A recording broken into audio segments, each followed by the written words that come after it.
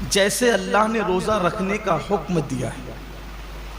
یہ دوسرا باب آپ کے سامنے پیش کرنے لگا۔ پہلے تو روزہ رکھیے، اب جو روزہ رکھتے ہیں ان کے لیے اس طرح رکھیے جیسے اللہ نے رکھنے کا حکم دیا۔ اب اللہ نے روزہ رکھنے کا حکم کیسے دیا؟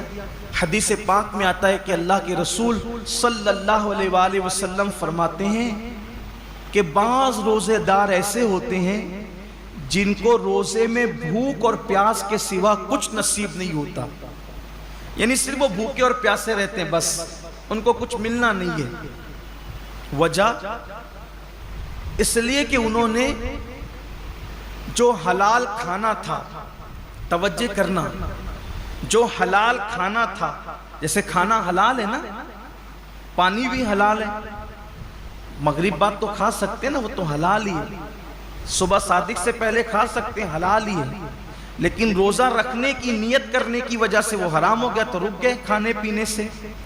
لیکن جس کھانا جو حلال تھا روزے سے پہلے اور روزے کے بعد، وہ روزے کی حالت میں تو ہم رک گئے کھانے پینے سے، فریج بھری ہوئی ہے پھلوں سے رک گئے ہیں، کچن بھرا ہوا ہے کھانے سے رک گئے ہیں، مگر گالی تو ہمیشہ حرام ہے۔ کیا روزے میں لوگ گالی سے بھی رکے؟ پاپ کی نظر کسی عورت پہ اٹھانا یہ تو ہمیشہ حرام ہے۔ کیا آنکھوں کو بھی لوگوں نے کنٹرول کیا؟ نماز ترک کرنا یہ ہمیشہ حرام ہے، نماز کو چھوڑ دینا یہ ہمیشہ حرام ہے۔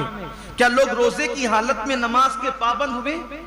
بے شمار روزے دار ہیں جو نیند سے اٹھتے ہیں، بستر پہ سحری کھاتے ہیں، وہیں سو جاتے ہیں۔ یہ کون سا روزہ ہے جس میں کوئی نماز ہی نہیں ہے؟ یہ کون سا روزہ؟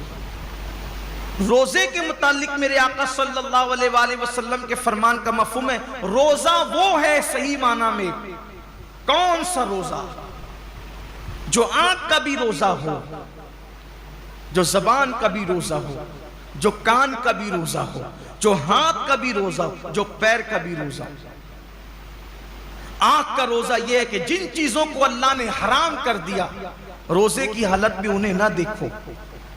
یہاں تو روزے میں لوگ گیم کھیلتے بیٹھے ہوئے، دیکھ لیجئے ٹائم پاس کر رہے ہیں۔ کیوں بھائی گیم کھیلتے ہو، تسبیح کیوں نہیں پڑھ سکتے؟ یہ تو مہینہ تسبیح اور تلاوت کا ہے، درود شریف کا ہے۔ اچھا یہ تو گیم کھیل رہے ہیں، اس میں کوئی تصویر تو نہیں ہے، یہ حرام تو نہیں ہے؟ اسلام میں وقت ضائع کرنا ہی حرام ہے، تضییع اوقات حرام ہے اسلام کے اندر۔ گیم کھیلنا موبائل پر یہ حرام ہے۔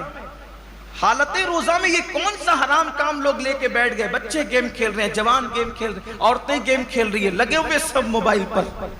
تو روزہ رکھا تو کیا معاذ اللہ ہم نے احسان کیا کہ آپ گیم کھیلنے بیٹھ گئے؟ یہ روزہ تو نہیں ہو سکتا۔ کچھ لوگ سیریل دیکھتے ہیں روزے کی حالت میں، بلکہ یہ روحانی تربیت کا مہینہ ہے کہ جب آنکھوں سے پاک نہیں ہوگا، کانوں سے ناجائز حرام چیزیں نہیں سنیں گے، ہاتھ سے کسی پہ ظلم نہیں کریں گے، زبان سے کسی کو گالی نہیں دیں گے، جھوٹ نہیں بولیں گے، غیبت نہیں کریں گے، پیر سے حرام جگہ چل کر نہیں جائیں گے، تو ایک مہینے کے اندر یہ روحانی تربیت ہوگی۔ تو جب رمضان شریف تو چلا جائے گا لیکن یہ نیک عادتیں انسان میں باقی رہ جائے گی، اس طریقے سے انسان کی زندگی بدل جائے گی۔ یہ مہینہ بدلنے کے لیے آتا ہے، یہ مہینہ انسان کو تبدیل کرنے کے لیے آتا ہے، یہ مہینہ انسان کی زندگی میں انقلاب برپا کرنے کے لیے آتا ہے۔ اب زبان جھوٹ بول ہی رہی ہے۔ کچھ لوگوں کا تو روزہ اس وقت تک مکمل ہی نہیں ہوتا جب تک وہ دو چار لوگوں سے جھگڑا نہ کریں۔ بڑا نازک ہوتا ہے کچھ لوگوں کا روزہ، یعنی ان کا دماغ چڑچڑا ہو جاتا ہے روزے کے اندر، اس سے لڑ، اس سے جھگڑ، اس کو گالی دے، اس سے یہ حالت ہوتی ہے۔ روزہ یہ نہیں، اللہ کے رسول علیہ السلام فرماتے ہیں اگر کوئی روزے کی حالت میں تم سے جھگڑا کرے تو اس کو کہہ دو کہ بھئی میں روزے سے، میں اپنا روزہ خراب نہیں کرنا چاہتا۔ روزے میں جھگڑا نہیں ہونا چاہیے، روزہ نہیں ہے۔ اب آپ کے سامنے بتاؤں، ایسا روزہ رکھو کہ کھانے پینے کے ساتھ آنکھ پہ بھی کنٹرول ہو، زبان پہ بھی کنٹرول ہو، ہاتھ پہ بھی کنٹرول ہو، پیر پہ بھی کنٹرول ہو، سوچ پر بھی کنٹرول ہو۔ اب ایسے روزے کا صلہ کیا ہے؟ تو اللہ خود فرماتا ہے روزہ میرے لیے ہے اور میں ہی اس کی جزا ہوں۔ یعنی ہر نیکی اور ہر نیک عمل کی جزا جنت ہو سکتی ہے، لیکن روزہ تنہا وہ عبادت ہے کہ آپ نے جس کا حق ادا کیا اس کا صلہ جنت نہیں بلکہ مالک جنت ہے۔ سوچے تو صحیح روزہ کیا چیز ہے، مالک جنت کیسے صلہ ہے؟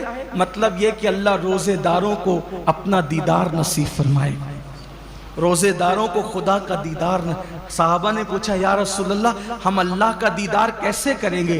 تو آقا فرماتے ہیں جیسے تم آسمان پر چاند دیکھتے ہو بلا تکلف بلا تمثیل، تم اللہ کا یوں دیدار کرو۔